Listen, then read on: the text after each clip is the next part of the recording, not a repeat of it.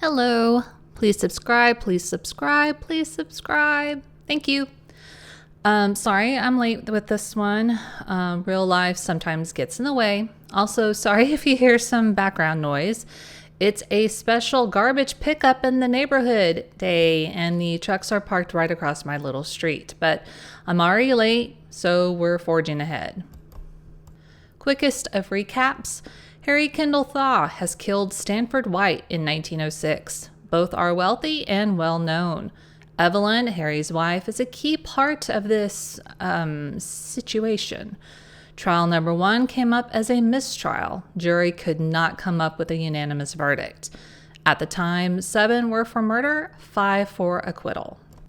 Apparently, according to one newspaper I read, I have been pronouncing Evelyn's name incorrectly. Apparently, it's supposed to be Eva Lynn. Now, this is too close to Evil Lynn from the He-Man cartoon, so I'm going to stick to Evelyn. Welcome to part 2. We're 10 days after the mistrial from the end of part 1 of last week's episode. April 23rd, 1907. Harry's brother, Alexander, living in Italy, was interviewed.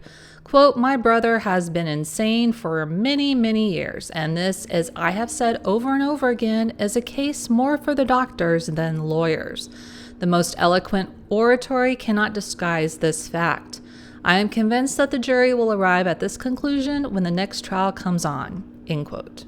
To save time, I'm not going to get into all of the Thaw's money issues. Let's just say that with all of the court costs, family property is being mortgaged off or sold, possibly to avoid payment on civil suits. If any have been or will be filed against him, he has transferred money and property to his relatives. Also, possibly he needs money for this second trial. August 1907. Now, we're not going to get into the nitty-gritty with the second trial because second trial kind of same as the first. The defense is trying to say he was insane rather than going with the whole temporary insanity / brainstorm kind of defense. Now at this time, brainstorm meant an impulsive, insane activity. Per Justice Dowling, the state then has the burden of proving Harry sane, and that the jury must be convinced beyond a reasonable doubt that Harry was clearly thinking and in his right mind when he murdered White. Now, remember how in some past cases we've looked at, by all appearances, the murdered person is seemingly actually the one on trial. In this case, that would be Stanford White. The murderer, Harry Thaw, is almost secondary to it. Justice Dowling tells the jury this.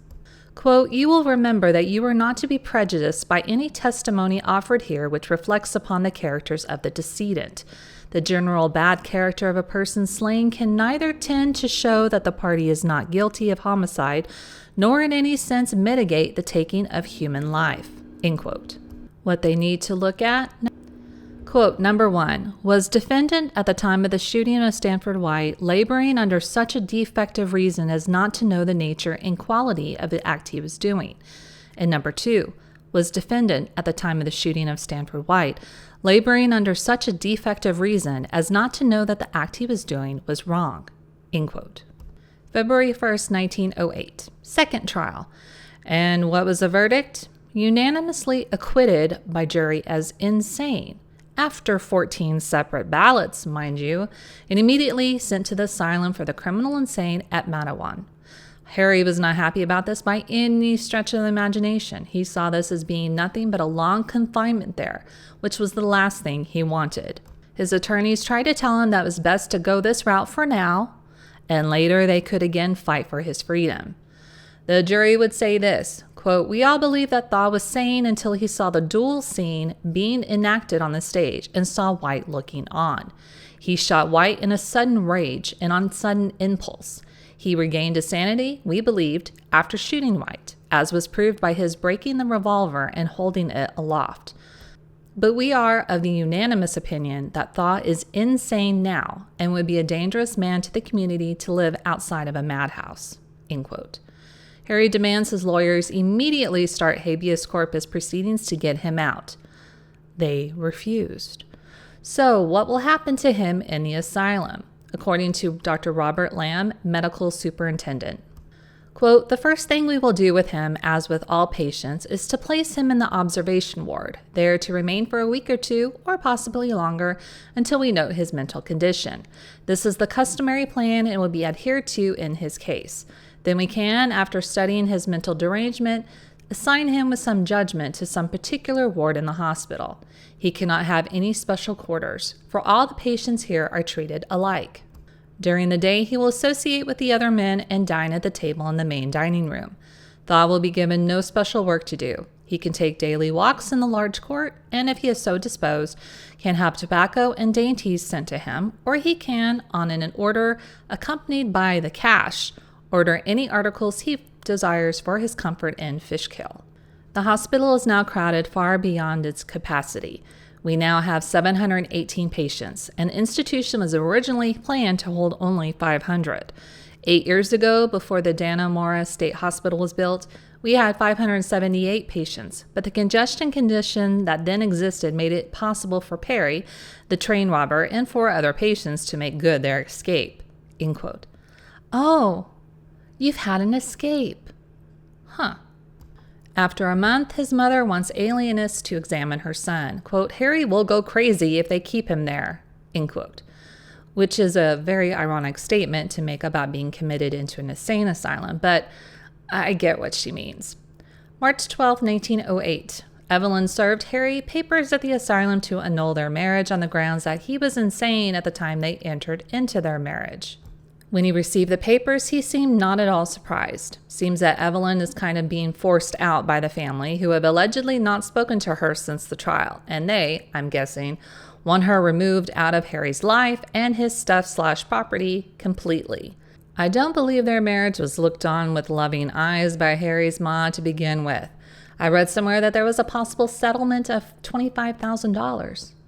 Oh, hey, did you also know he has bankruptcy proceedings going on after paying all these court costs?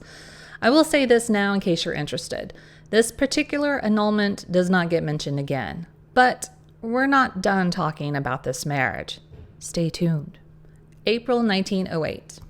Harry wants release. He engages another attorney. The writ of habeas corpus drags on. Alienist Dr. Austin Flint says he's hopelessly insane. Other alienists say he's sane or insane. D.A. Jerome does not want him released. Justice Morshauser, May 25, 1908, dismisses the writ, saying he's insane. Harry wants to move to a different hospital. Justice Dowling in June states, no, he's too dangerous, he needs to stay put. We're just over a year later. June 17, 1909, Thaw was taken to White Plains from the Madison Asylum for a hearing before a judge. He looked well and has gained weight. His rep said that Harry had been receiving fair treatment at the asylum, that he was forced to go to bed by 8 p.m. The judge said he should be allowed to stay up until 9 o'clock. Oh my, it's like when you're a kid and you can finally start staying up a little bit later. July 1909. Back to questions about his sanity. The judge says he will decide, so there will be no jury. August 1909. Justice Mills says that Harry is still insane and will go back to the asylum. His family was surprised, his mother declaring it to be a cruel decision. Justice Mills, quote, "The insanity with which Harry K. Thaw was afflicted on June 26, 1906, at the time he committed the homicide, was of the kind known as chronic delusive insanity, or paranoia," end quote. The justice said that this is provided by ancestral issues. A couple of uncles and other remote relatives had some mental health issues. As a child, he was physically weak and small. When he got older, he was subject to violent spells. He didn't do overwhelmingly well in school. At the age of 10, a teacher wrote that his mind was more or less unbalanced. Nervous outbreaks in 1897 and 1899. He then fell for Evelyn, who told him, quote, "various wild and grossly improbable stories of the inception of that relation," end quote, with Stanford. Though Harry was no innocent, these stories he gave full and firm belief to, though others with a normal mind could have found them improbable. Post-trial, he had become convinced that his own attorneys were in a conspiracy with the DA and with White's friends to have him deemed insane. Experts agree that recovery from paranoia is very doubtful. However, he should have some privileges he hasn't had of late, and agrees with his mother that his treatment has not done him any good. He's not in the asylum as a prisoner because the jury didn't convict him. But he must be cared for as a person afflicted with a mental derangement, to be cared for, protected, and guarded, and with the distinct hope that he will be cured. After the judge spoke, Harry said, quote, "I think Justice Mills has acted conscientiously in the whole matter. He has treated me as fairly as he knew how. I'm not discouraged. I'm going to stick to it. I'm sure the time will come when I can convince everybody that I am not insane." End quote. December 1910. Harry has been discharged from bankruptcy. He has been discharged of all debts and claims to the estate that existed August 7, 1908. 1911. Well, now that the bankruptcy has been discharged, people are coming out of the woodwork with money they're owed from him, including his wife and attorneys. I'm not going to get into these. Let's just say the money troubles are going to come and go for a while. 1912. Evelyn had gone to Europe, returned with a son who had the last name of Thaw, who she said was born in 1909. Harry said it wasn't his child. April 27, 1912. Thaw is appearing today before Justice Keogh in an attempt to get free of the asylum. His counsel said he was not insane and that his release from the asylum would not be a public menace. July 3, 1912. So we're in that hearing about whether or not Harry is now sane. But first, we got a little hullabaloo between the lawyers. We have DA Jerome for the state and Mr. Sharon for Harry. Jerome, quote, "Mr. Sharon stated that I had not read this, and that's why I am reading it," end quote. Sharon, quote, "I said that you hadn't read the cross-examination," end quote. Jerome, quote, "Well, I see no reason to change my language in my characterization of counsel," end quote. Sharon, quote, "I decline to stoop to the language of the bar room," end quote. Jerome, quote, "I am compelled to in order to meet your comprehension," end quote. Ooh, burn. Sharon, quote, "A true paranoiac," end quote. Ooh, burn? So we've got our friends, the alienists, on board and stating their own opinions about Harry's current state of his mental health. In case you're curious about trial costs in the early 1910s, first trial started in 1907, lasted 79 days. Court expenses were $500 per day. State alienists received $23,000. Jury housed and fed for $1,500 per week. Witness fees and care of witnesses, at least $5,000. State had spent at the end of that trial $100,000. Second trial cost the state about the same amount. Harry's two trials cost him $428,000 in money he had and $453,000 in money he owed. And those dollar amounts are for the times, not what they would be now. July 26, 1912. It was decided that he is still insane and should stay put because he's still a danger to public safety and peace. August 1912. Evelyn, evidently still married to him, would say she wants Harry to stay put in the asylum. Quote, "The public has an idea I have turned against my husband and that some hatred for him or his family induced me to testify against him. I did not testify against him, and I have no hatred. I pity him. Twice I have testified, not against him, but against his release. I want him held in Madison as long as I live, for he has threatened to kill me should he be liberated." End quote. We're a little over a year later. August 17th, 1913. Escape number 1. Harry has escaped from the Madison asylum. He had been exercising on the grounds early that morning. Thaw was enjoying nature and his walk when a big old car drove to the gates.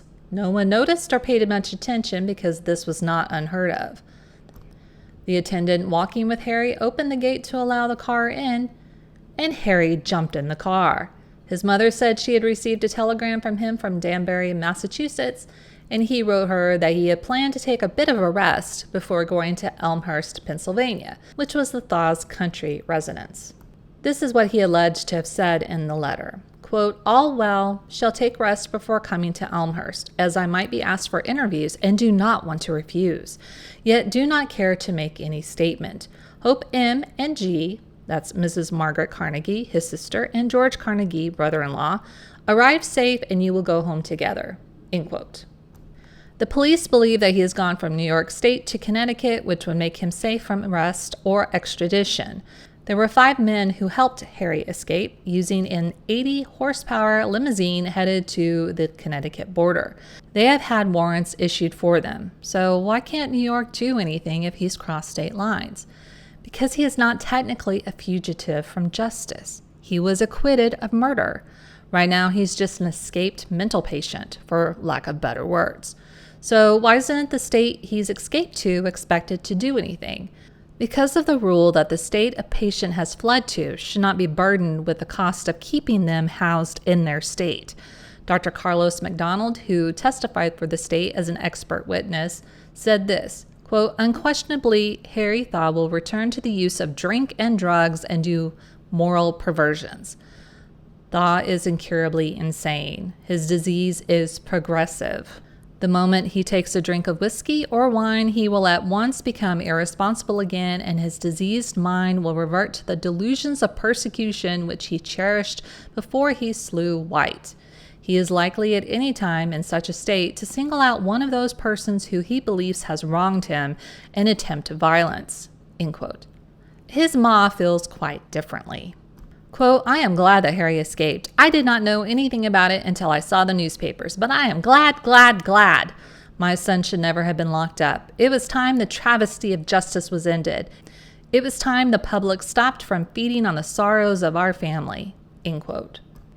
August 20th, 1913. Of course, as usual, everyone and their dog and cat have spotted Harry all over the country. Well, he's not in America. He's actually being held in Sherbrooke, Quebec. And Quebec doesn't want him. Actually, it depends on who you ask. If he doesn't show them that he has an existing train ticket to Detroit or somewhere else, he will be kicked out of Canada tout suite and will be placed back in the U.S. He apparently admits to who he is, and oddly enough gave himself away when he noticed a man looking at a picture of him as an escapee and said, "Yeah, that's me." New York thinks that this is BS, that someone is impersonating him, but just FYI, it is him. Quebec lawyers are applying for a writ of habeas corpus. If it's denied, he will be deported or extradited. His sister and brother-in-law are on a train for Quebec to him, so I'm just going to quote the daybook, August 20th, 1913, as I'm a bit confused on this immigration/extradition stuff. Quote, "It is possible that the Thaw attorneys will try to prevent Thaw being brought into court for the next 48 hours at least because of the threat of immigration inspectors to deport him immediately he is released on the present charge. Until they can get all the papers ready to enjoin the immigration officials from deporting Thaw, they will not complete the habeas corpus proceedings with which they expect to have him liberated from the present charge." End quote. He did have a companion on this trip, a Henry Thompson, who has been arrested. A chief of police in Canada and a deputy sheriff in New Hampshire both want the rewards offered for Harry's capture. Harry has already written to alienist Dr. Britton Evans for assistance in showing that Harry was unjustly and illegally confined to the asylum, as he is saying. If that happens, then Canada's immigration laws would not consider him an undesirable alien. August 21st, 1913. Harry is still in Sherbrooke, Quebec. If he's released through the habeas corpus, he will immediately be rearrested because they state that Harry entered Canada in a not-so-normal port of entry. If that happens, they will try to deport him to Vermont, which is where they believed he entered Canada from. Then Vermont is likely to return Harry to New York. Harry's asking assistance from his original home state of Pennsylvania in trying to intervene somehow to keep him out of New York. Bottom line, he does not want to go to New York. So back to Evelyn. Seeing in the papers that Evelyn has returned to the stage to perform as she used to do, it drove Harry out of prison. Not because he wanted to kill her, as she keeps telling everyone, but that he still loved her and was hurt to see that she was living her old life. Evelyn, hearing this, said, quote, "Harry Thaw love me? That is the worst yet. Do any of his actions tend to show he loves me? It is nonsense. If he loved me, would he have left me here in New York among strangers to shift for myself, to starve if I could not find some means of earning my own living? I am really frightened now. The news from Sherbrooke is frightful. What shall I do if that man gets back to New York? The situation is getting more serious every minute. If he should go free, I would be driven desperate." Harry's controlling impulse is his egotism. It has been that which always got him into trouble. It was his egotism that caused his arrest Monday. When he learned that I had made a success on the stage, it made him furious. He wanted to see me in the gutter and to know that I could get out only by his aid. When he found that I could stand alone and live by my own efforts, he determined to get out and kill me. I know that man so well, I predicted what would happen when he escaped from Mattawan. I foresee exactly what will happen if the law relaxes its grip on that crazy man. I shall stay right here in New York. I am safer here than I would be elsewhere." End quote. Sherbrooke, the small city in Quebec, is allegedly delighted to have Harry in the jail, causing much excitement and crowds trying to get a glimpse of him. I'm sure businesses are thrilled by the amount of people trying to get a peek at him and utilizing their businesses in the meantime. September 1st, 1913, Evening World. Quote, "But they remember that last week a crowd, less excitable probably than that which will jam the courtroom tomorrow, trampled on the dignity of a court, shrieked itself hoarse in cheers for Thaw, and trooped through the corridors after him as he was led to the carriage which took him back to the jail, screaming, 'We are with you! Stick to us and we'll stick by you! You're safe here!' Dominion police are planning how to handle the crowd exactly as they would handle it at a circus parade. That is what they expect it to be, a circus parade, with Thaw as the entire circus." End quote. September 6, 1913. Well, Harry had 3 minutes of Canadian freedom, and then was seized by the Dominion immigration people and rearrested as an undesirable alien. He was moved to the immigration detention room, and a board of inquiry will listen to this case. His lawyers, of course, are fighting extradition to New York. So what happened? Canada, our lovely, kind neighbor to the north, took us across the border into Norton's Mills, Vermont. LOL. Well, it was Deputy Superintendent of Immigration E. Blank Robertson, not the country. Thaw was shown the warrant for his ejection. Harry screamed and fought, had to be forcibly dressed. He hurled a bottle through a window, was shoved into a high-powered touring car, and vroom vroom, he was driven south. So what's so wrong about that? Well, this ejection was done in direct defiance of court proceedings. Judge Hutchinson had stated he was taking matters under consideration and had not yet made a ruling. But Robertson probably decided that enough was enough. He wanted a normal Sherbrooke again. I mean, I don't know what the reasoning was, and it sounds like some wanted Robertson's head on a platter for defying the high court. George Carnegie, Harry's brother-in-law, was in shock. Quote, "It can't be true. The government would not go over the head of the courts. It is illegal to take Thaw out of the country, as an appeal is pending from the decision of Judge Hutchinson in the Bureau's habeas corpus proceedings at Sherbrooke. I won't believe that Harry has been taken over the border until I see him on United States soil." End quote. Well, dude, you better get driving. After carrying him out of the car and basically dropping him to the ground at the U.S. border, Robertson et al. Told Harry he was free as long as he didn't find himself in D.A. Jerome's grip. Harry ran towards the press, who had been waiting there for days for something to happen. Quote, "I will give you any sum in reason if you will take me as a passenger in that car." End quote. Knowing there would be people on their trail, they zigged and they zagged. As you should, you listening Rick on Snow. And all Harry wanted was a faster car. Harry's lawyers were not ready for this. They thought it would be like another 6 months. Harry wasn't given a chance or time to even call them while he was still in Canada. And when the people found out about this, people were ticked at Robertson. But what could anyone do? And from what I could gather, the immigration authorities didn't have to give a toss about this writ of habeas corpus or writ of prohibition, and obviously they didn't give 2 figs about them. Harry headed for New Hampshire. I mean, I would too. New Hampshire is absolutely lovely. But anyway, he was caught near Colebrook and was arrested as a fugitive from justice. Oddly, Harry was quite calm when Sheriff Drew introduced himself.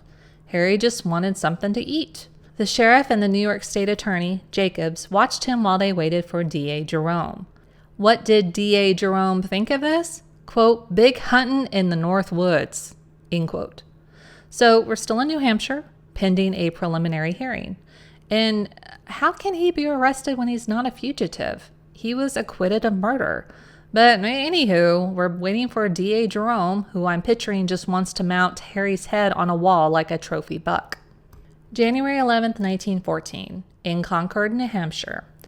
Federal Judge Aldrich's commission ruled, quote, "In our opinion, it is reasonably probably that Harry Kendall Thaw's liberty under bail would not be dangerous or a menace to the public peace and safety," end quote. This does not mean he's getting out. This is just some advice that the federal court will look at. As you can imagine, Evelyn is still not happy about this possibility. Months and months go by, and it's December 1914, and we're now at the big leagues U.S. Supreme Court. Thaw is still in New Hampshire. DA Jerome states that Harry should have been extradited to New York on the charge of conspiracy. Quote, "The learned counsel on the other side do not distinguish between insanity and irresponsibility. We assert that Thaw was guilty of conspiracy even though confined as insane," end quote. Mr. Knox, former Secretary of State and former governor of Pennsylvania, said that Harry could not be extradited for committing a crime in New York when the law of New York stated that an insane person could not commit a crime, and New York keeps saying that Thaw is insane. Riddle me this, DA Jerome. January 23rd, 1915. Harry is leaving Concord, New Hampshire, and is heading back to New York and to Tombs Prison after his escape a year and a half ago, escorted by a sheriff and 2 private detectives. DA Jerome announced, quote, "I have a mandate from the Supreme Court calling for the extradition of Harry K. Thaw, who is wanted in New York State," end quote. Harry would say, as he was escorted out to cheers from the public, cheering for him if you were confused, quote, "This is how they regard me. Can there be justice in New York's action when New Hampshire cheers? No, certainly not," end quote. He will end up back in his old cell at the Tombs. June 1915. Harry's now about 45 years old, and we're looking into his sanity again at a hearing. Jurors are being picked. July 15th, 1915. After 3 weeks of testimony in front of Justice Peter Hendrick, the jury has declared him sane. 48 minutes and 2 ballots. We'll find out if, after 9 years, Harry will be freed from the asylum. Harry would say, quote, "I never was insane. I never sanctioned my attorney's pleas of insanity in the second trial," end quote. The state plans to appeal, but most people, including the press, state, quote, "Thaw has been sufficiently persecuted. The country is exceedingly tired of the case, and the whole affair should end with the decision of Justice Hendrick. Enough is enough of anything," end quote. That is from the July 22nd, 1915 issue of Western Carolina Democrat and French Broad Hustler, which, may I say, is quite an interesting newspaper name. So, what now? Harry is free. Took a train to Pittsburgh, was met at the station by a crowd of about 2,000, and headed to his ma's home. What did he say? Quote, "I have nothing to say at this time except that I'm glad to be home," end quote. Will he stay there? No, he's out and about, running errands, doing stuff. Not really any news until September 2nd, 1915, when Harry files for divorce from Evelyn. Remember that child she had, a son who she says is his, and he declares he's not? The divorce suit does not mention the child, but does mention a charge of infidelity against Evelyn, and that someone she's been infidelitous with, one John Francis. It states that she was improper with John December 1909 through January 1910 on West 31st Street and other times and places. Harry alleges that Evelyn deserted him in 1910. John Francis, on hearing about the petition, stated that he hadn't seen Evelyn in 3 years. Well, this is 1915, so you could have still done stuff. Anyway, as of January 1916, no contest from Evelyn regarding the divorce. No appearance from her or her attorneys. January 28, 1916, divorce suit between Harry and Evelyn. She's hit the expiration date of when she could protest. So the hearing proceeds without her or any of her representation. By May 1916, they are divorced, and she has remarried. Well, great. Things sound like they are happening as they probably should, and we can wrap up this story. Oh, wait. No, we can't. Oddly, about the same time, Some mystery woman by the name of Christina in St. Louis said she's married to Harry and they have a kid. They were married in 1902 and established a home in New York, but he refused to establish a home for her or recognize her as his wife. She left him in 1903 for St. Louis. Their son was born a month later, and Thaw took the child away and apparently has still kept it away.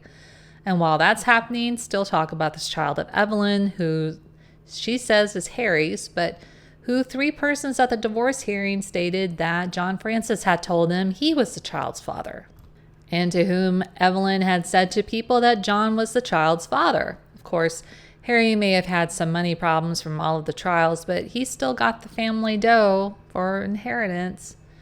By the end of 1916, there is no mention of either of these two situations. I'm going to assume the alleged marriage to this St. Louis Christine ended as nothing, since there was never another mention of it. Regarding Evelyn's son, we're not done with that story yet. 1917, New Year, New You. Should old acquaintance... Oh, nope, stop. 1917, January 10th, Harry has been arrested today, charged with kidnapping 19-year-old Fred Gump from California, taking him to New York and assaulting him in a hotel room. Harry, prior to his arrest, tried to end his own life.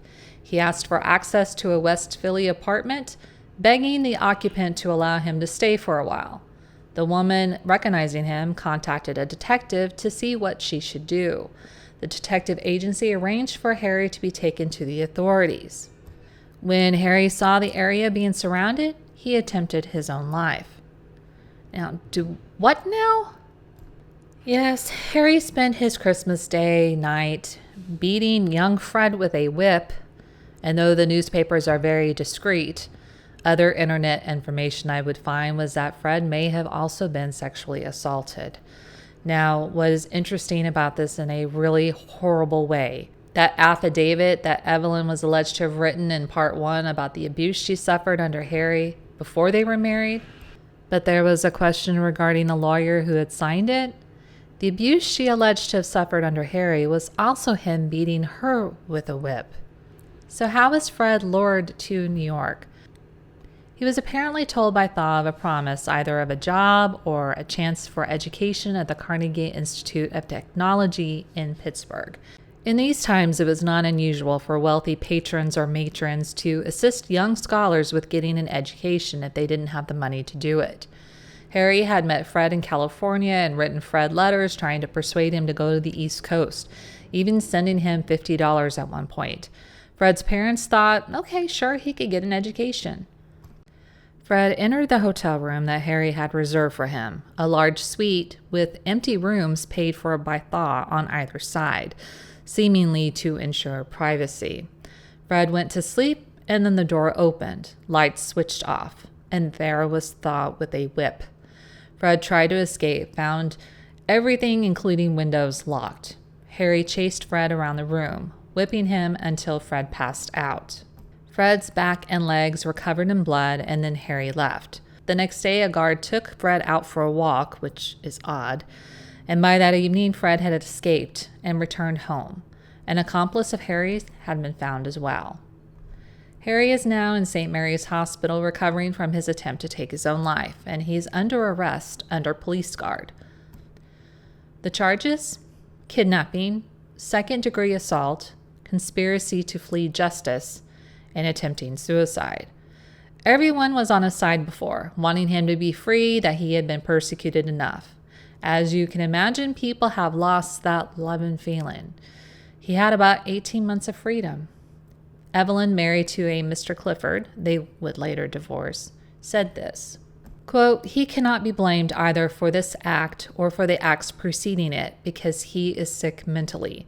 I have maintained this ever since the tragedy on the roof of Madison Square Garden. When he was released from prison, the persons who stood sponsor for him promised to care for him, yet no one seems to have tried to help him or to improve his condition. He should have been under light restraint.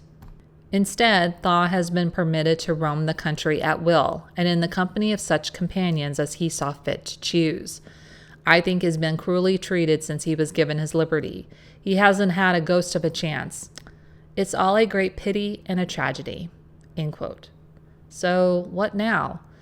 Well, he's been declared insane by a common pleas court in Philadelphia, and by law cannot be taken to New York to stand trial. As of mid-March 1917, he's still in the hospital, and once well enough, he will be removed to an asylum in Pennsylvania called the Pennsylvania Hospital for Mental Diseases, which is in Philadelphia. And now that he's in the asylum, New York wants him extradited to face the Fred Gump charges against him because they don't believe he's insane. 1918 passes by, 1919 passes by, 1920 passes by, and I don't doubt during this time that New York is continuing to try to extradite him. I know of at least twice early on. January 1921. Harry is still in the Pennsylvania Hospital for Mental Diseases in Philadelphia. He has a private room and bath and his own attendant. He's not a patient, he's a guest. He's allowed to keep a large warren of rabbits in a corner of the grounds and spends a lot of time outdoors, but of course within the confines of the hospital. Harry continues to feel he is sane and still conspiring to escape. One such plan a few months ago fell through when Harry was working with some crooks who were going to get him on a ship. But he refused to pay them in advance, and crooks don't like that, because crooks. Any news about Evelyn he sees in the newspapers makes him emotional. March 1923. Harry is still confined to the Penn Hospital for Mental Diseases, but was allowed to have 8 to 10 days home in Pittsburgh, attending the theater and church, accompanied by his now 80-year-old mother. Generally, no restrictions, except 2 hospital workers are shadowing him, which was required in order for him to make this visit. It is said that he looks well and acts well. The nervousness of earlier years is not with him, at least not on the surface. He dresses well and kept himself up. April 1924. Harry is in the midst of another sanity plea trial in Philadelphia. As per usual in these kinds of cases, we've got alienists. Dr. George Wilson, quote, "His release would not be a public menace. He is a sane man and by far not a dangerous individual," end quote. T. Roy Phillips, court stenographer who had to take a deposition from Harry for another matter. Harry underwent 7 hours of almost continuous questioning and answering. Quote, "He answered all questions coherently. I had opportunities for observing him closely, and to me he appeared perfectly sane," end quote. And the state is trying to say that Harry's fondness for his pet rabbits is evidence of perversion. Dr. Wilson responded, quote, "I consider it as very flimsy evidence," end quote. Evelyn is there. She is at the trial to state that he is insane and never was sane. She's here for the protection of her son, which she says is also his son, which he still doesn't claim. Although Harry was once struggling financially with all of the trials and stuff, he's doing very well now. If he's declared sane, he might make a will that cuts her and his alleged son off. This is Evelyn's fear. If he's found insane, she and her son will take his fortune when Harry dies. So what happened? After 7 years in the Philadelphia asylum, he's been judged sane by a jury of his peers. It took 7 hours of deliberation before the jurors came to their conclusion. Of course, there will likely be an appeal. Next on the docket is to clear the pending criminal charge regarding Fred Gump.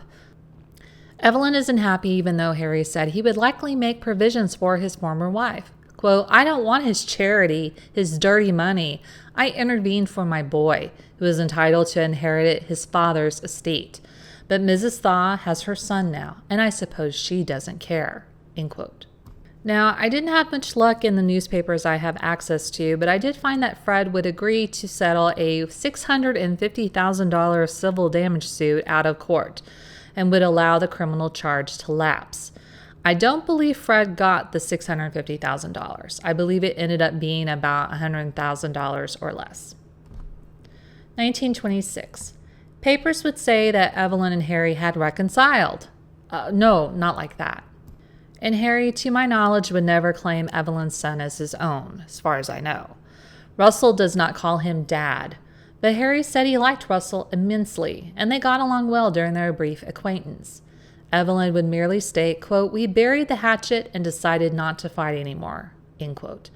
Regardless of all that, most times Russell in his early years was mentioned in the paper, it would be as Evelyn and Harry's son. He would eventually become a pilot. June 6, 1928, Harry arrives in Southampton, England on the line Aquitania, and was barred from disembarking the ship and stepping on English soil. He had not anticipated this. His baggage, already taken off the ship, had to be brought back, and he was told that he would have to stay on the ship. Some believe it's not really about Harry. It's more of a possible retaliation by England for the U.S. giving their visitors to the U.S. grief. The U.S. State Department is like, leave us out of this. We're going to look the other way. It's a few days later. Thaw is sailing back to New York, not at all happy with the British Home Secretary, Sir William Joynson Hicks. Quote, "I don't like your Home Secretary. His face doesn't please me. No. I cannot say that I have any fraternal feelings towards him at all," end quote. So, time passes, not much of Harry in the news. Harry died at the age of 76 in 1947 from an attack of coronary thrombosis that he had had a week earlier. He had only ever married Evelyn, perhaps knowing that any future adventures in that arena may not go well. 20 years after the incident in 1906, he had said, quote, "Under the same circumstances, I'd kill him tomorrow," end quote. Over the years after all of the turmoil, he did spend some of the time in quiet pursuits and involved in local civic events in the small villages and towns he would live in. One of his special activities was working with the local volunteer fire departments, participating in their parades.